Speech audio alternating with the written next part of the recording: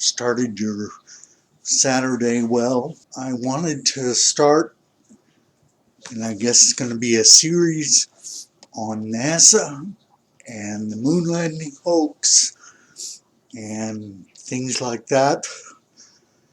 So let me just dive right in, okay? World War II ended in 1945. Now, I am no history expert. I had to look that up. But I can tell you, I looked it up. At the same time, that was the uh, surrender of Germany and Japan.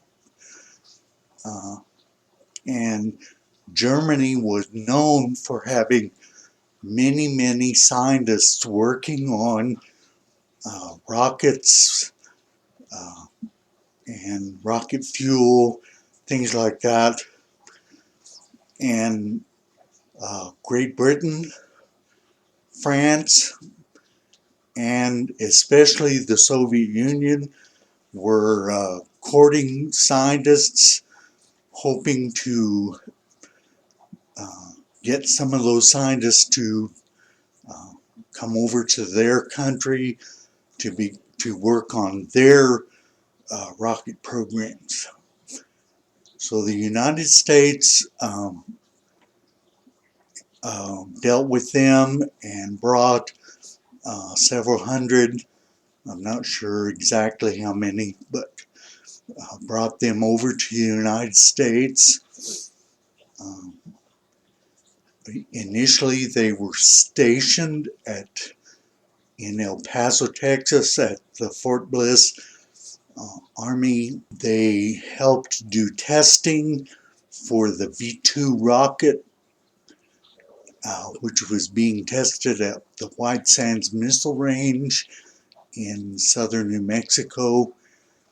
Uh, the interesting part there that I wanted to tell you about is that the very first picture of the Earth from space was taken at this time at White Sands Missile Range, was from a V-2 rocket that was modified to have the camera.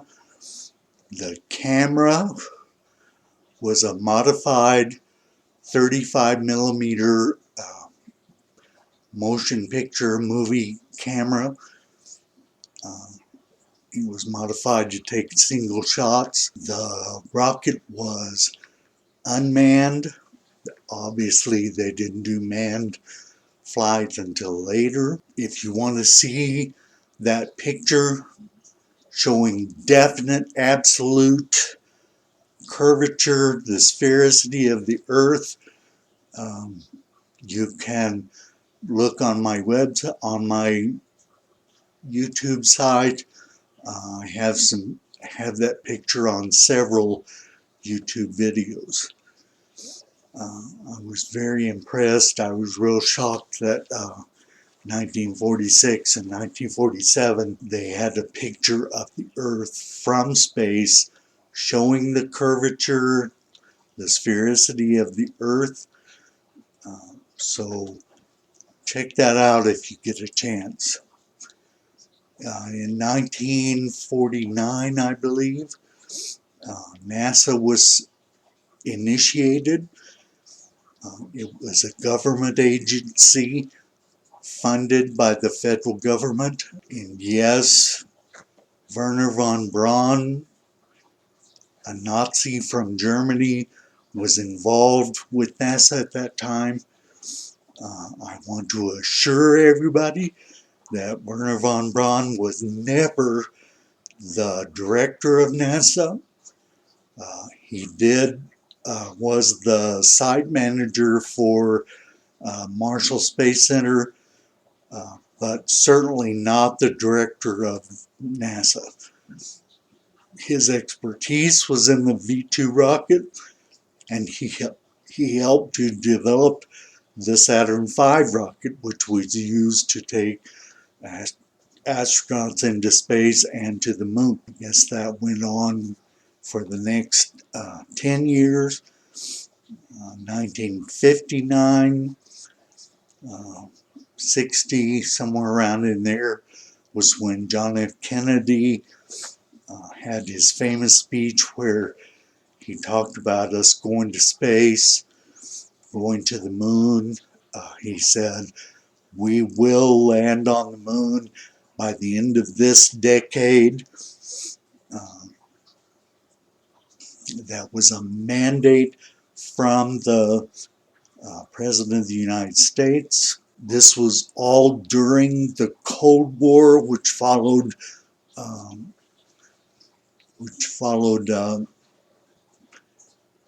the World War II. It's a Cold War between the United States and communist countries.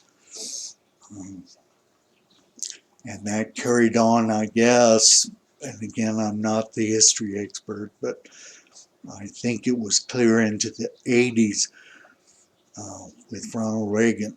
So, but it was during this Cold War period where there was a lot of tension between the United States and the Soviet Union, and the Soviet Union seemed to be ahead in this space race. You can check that. They launched the first man into space. They launched the first satellite into space. They just were far ahead of what the United States was doing. And that was part of the reason for having the German scientists helping with NASA. Um, so there was an impetus, a uh, strong impetus to try to get one step ahead of the Soviet Union. At the time, I kind of remember uh, that they were afraid that if the Soviet Union landed on the moon first, that they were a colonizing country well known for taking over, the countries in Eastern Europe, Eastern Europe. And so the United States was afraid that if Soviet Union landed on the moon first, that they would claim the moon for the Soviet Union. And so the United States felt this very strongly that they needed to get to the moon. They had, of course, the mandate from the president that they had 10 years to get it done. And so there was a considerable rush to get through and get that to the moon. I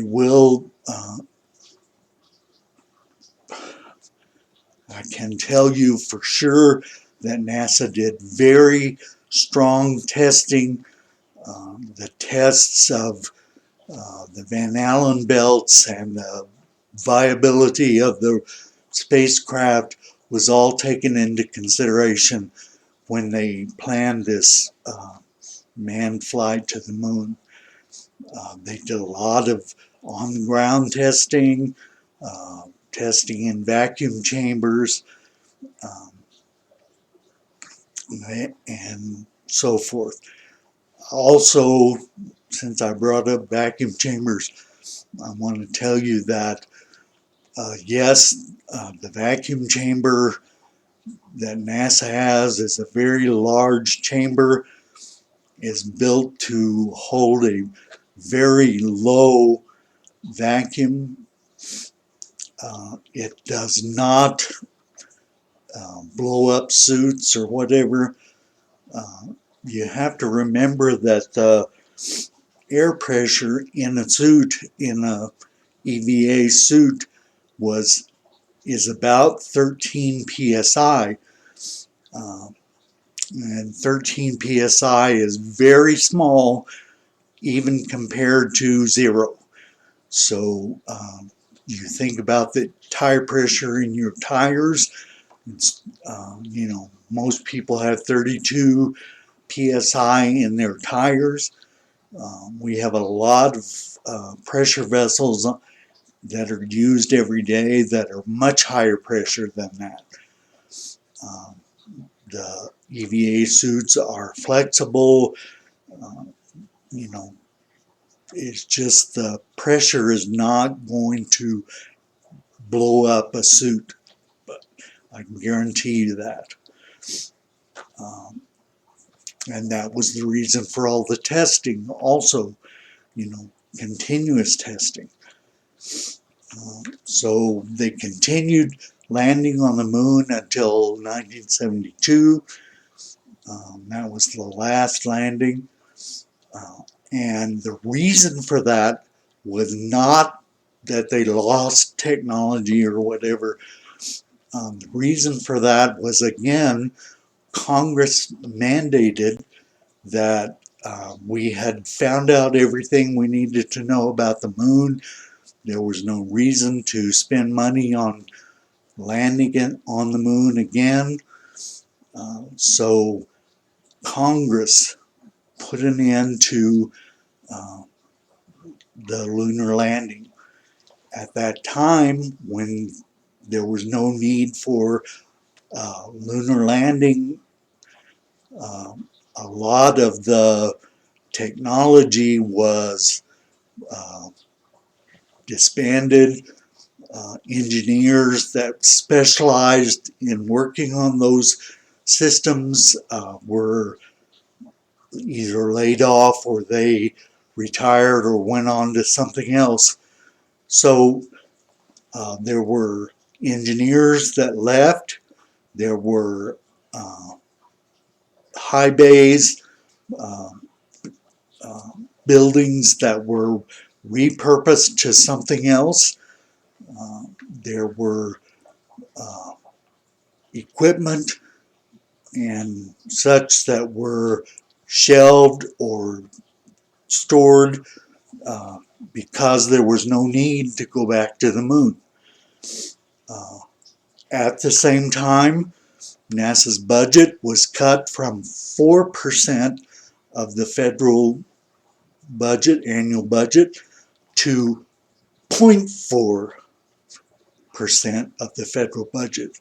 Think about that for a minute. They cut NASA from 4% to 0.4%. That's a 90% cut. You think about your salary. How would you like it if your boss came in and said, we're cutting your salary by 90%, but you'll be okay? And so NASA had to rethink everything that they were doing and come up with less expensive, uh, more efficient ways to do things. So uh, NASA scrapped the idea of manned spaceflight because the testing, the procedures were expensive and time consuming.